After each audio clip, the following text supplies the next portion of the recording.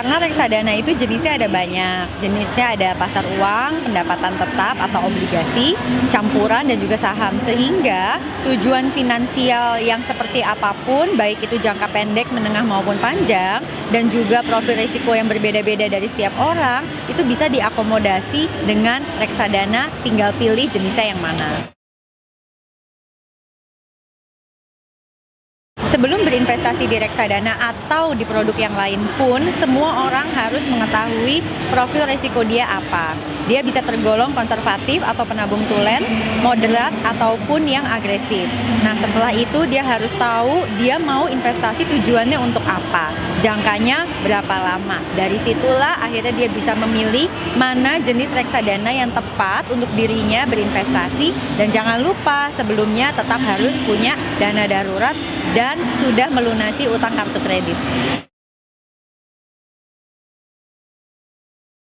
Semua tujuan finansial pada dasarnya hampir bisa diakomodasi oleh reksadana. Kenapa? Karena reksadana itu sangat fleksibel, bisa dibeli dengan satuan dari mulai Rp100.000, kemudian dia bisa dibeli setiap hari, bisa beli bulanan bisa, ataupun pada saat punya uang, berapapun uangnya, itu bisa kita beli. Sehingga untuk penghasilan seperti apapun, baik itu orang yang gajian tiap bulan ataupun pengusaha yang hanya dapat penghasilannya setiap jobnya besar, itu pasti bisa berinvestasi di reksadana.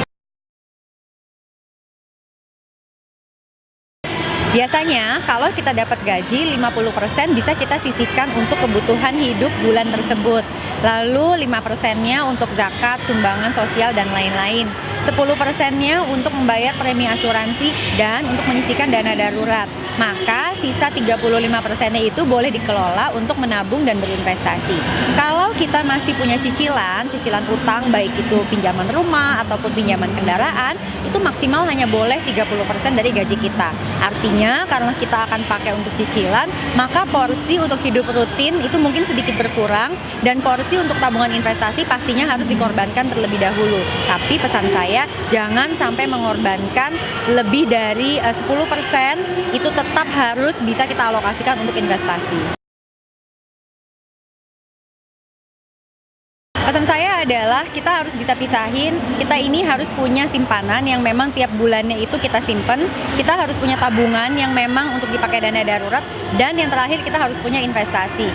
Kita tidak bisa hanya mengandalkan tabungan karena nanti uangnya tidak terkejar inflasi. Atau kita hanya semuanya berinvestasi karena kita juga mungkin kadang-kadang butuh untuk darurat.